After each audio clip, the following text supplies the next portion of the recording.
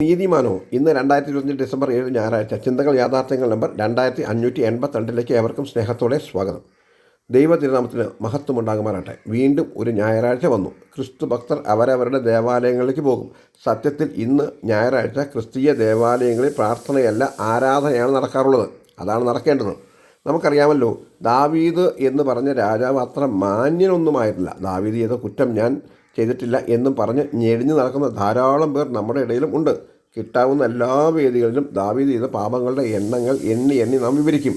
ആരും ഒരുത്തൻ പോലും ഞാൻ തെറ്റുകാരനാണ് എന്ന് സമ്മതിച്ചു കൊടുക്കില്ല. എന്നാൽ ദാവീദിനേക്കാൾ വളരെ മോശം ആളുകളാണ് നമ്മൾ.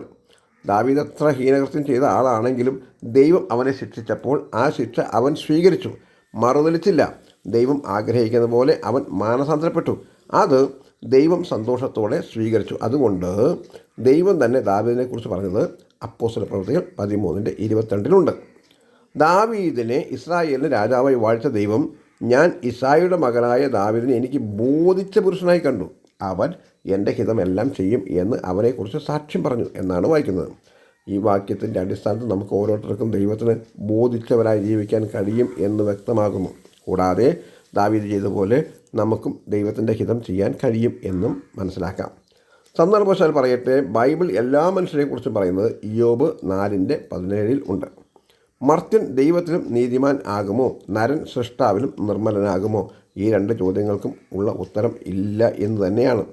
അതുകൊണ്ടാണ് വോയിസ് ഓഫ് സദ്ഗമയ രാഹുൽ മാങ്കൂട്ടത്തിനെ മാത്രം കുറ്റം പറയാത്തത്. പാപത്തിൻ്റെ പ്രവൃത്തികളുടെ തീവ്രത അളക്കുന്ന പാപികളെ നമ്മൾ പുച്ഛത്തോടെ കാണുന്നത്. ഒരു സാമൂഹ്യ പ്രവർത്തകൻ എന്ന നിലയിൽ മാത്രമല്ല, ഒരു മനുഷ്യൻ എന്ന നിലയിൽ പോലും രാഹുൽ മാങ്കൂട്ടത്തിൽ ചെയ്യാൻ പാടില്ലാത്ത തെറ്റുകൾ തന്നെയാണ് ചെയ്തിട്ടുള്ളത്. ഒരുപക്ഷെ ഇപ്പോൾ അയാൾ, അയ്യോ ഞാൻ അരിഷ്ട മനുഷ്യൻ, ഈ മരണത്തിന് അധീനമായ ശരീരത്തിൽ നിന്ന് എന്നെ ആർ വിടുവിക്കും എന്ന് ബൈബിളിലെ റോമാലേഖനം 7:24 അപ്പോസ്തലനായ പൗലോസ് കരഞ്ഞതുപോലെ കരയുകയായിരിക്കാം. വേണ്ടായിരുന്നു എന്ന് തോന്നുന്നുണ്ടാകും.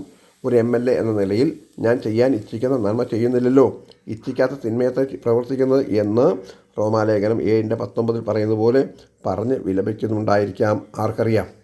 ഏതായാലും മർത്യൻ ദൈവത്തിന് നീതിമാനാകുമോ എന്നും നരൻ സൃഷ്ടാവിലും നീതിമാനമാകുമോ എന്നും ബൈബിൾ ചോദിക്കുമ്പോൾ, അല്ല, ഞങ്ങൾക്ക് നീതിമാനായി ജീവിക്കാൻ കഴിയും എന്ന് ആരെങ്കിലും പറഞ്ഞാൽ അത് ശുദ്ധനുണ. റോമാലേഖനം 3:23 ഒരു വ്യത്യാസവുമില്ല, എല്ലാവരും പാപം ചെയ്ത് ദൈവദേശമില്ലാത്തവരായി തീർന്നു എന്ന് തീർത്ത് പറയുന്നുണ്ട്. അതുകൊണ്ട് ഈ ഞായറാഴ്ച ഞങ്ങൾ ക്രിസ്തു വിശ്വാസികൾ ദൈവാലയങ്ങളിലേക്ക് പോകുമ്പോൾ പാപികളായി ഞങ്ങളോട് കരുണ കാണിച്ച് ഞങ്ങൾക്ക് പാപമോചനം തരുവാൻ സ്വർഗം വെടിഞ്ഞ് ഭൂമിയിൽ വന്ന് കുരിശിൽ മരിച്ച് ഞങ്ങളെ രക്ഷിച്ച ദൈവമേ, ഞങ്ങൾ നിന്നെ സ്തുതിക്കുന്നു എന്ന് പറഞ്ഞ് കർത്താവിനെ സ്തുതിക്കാൻ, ആരാധിക്കാനാണ് പോകുന്നത്. ഞങ്ങളുടെ പ്രിയവരെ,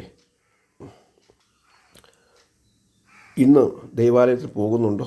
എന്തിനാണ് പോകുന്നത്? പ്രാർത്ഥിക്കാനാണോ അതോ ആരാധിക്കാനാണോ?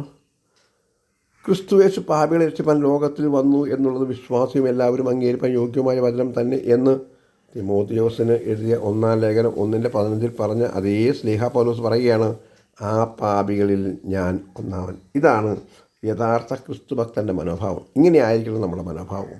അതുകൊണ്ട് മറ്റുള്ളവരുടെ പാപത്തിൻ്റെ തീവ്രത അളക്കുന്നത് നമ്മൾ നിർത്തി, ഞാനും നീതിമാനൊന്നുമല്ല എന്ന് സ്വയം സമ്മതിക്കാം. എന്നിട്ട് സങ്കീർത്തനങ്ങൾ 22:22 ദാവീദ് പറഞ്ഞതുപോലെ, ഞാൻ നിൻ്റെ നാമത്തെ എൻ്റെ സഹോദരന്മാരോട് കീർത്തിക്കും, സഭാമധ്യം ഞാൻ നിന്നെ സ്തുതിക്കും എന്ന തീരുമാനത്തോടെ സഭാമധ്യം കർത്താവിനെ സ്തുതിക്കാൻ പോകാം എന്ന് നിങ്ങളുടെ കൂട്ടുസഹോദരൻ ഷിബു കൊടുക്കണം. ഞങ്ങളുടെ വാട്സപ്പ് നമ്പർ 9605581081. എല്ലാവർക്കും ശുഭദിനം നേരുന്നു. ദൈവം നിങ്ങളെല്ലാം സഹായിക്കട്ടെ. ആമേൻ.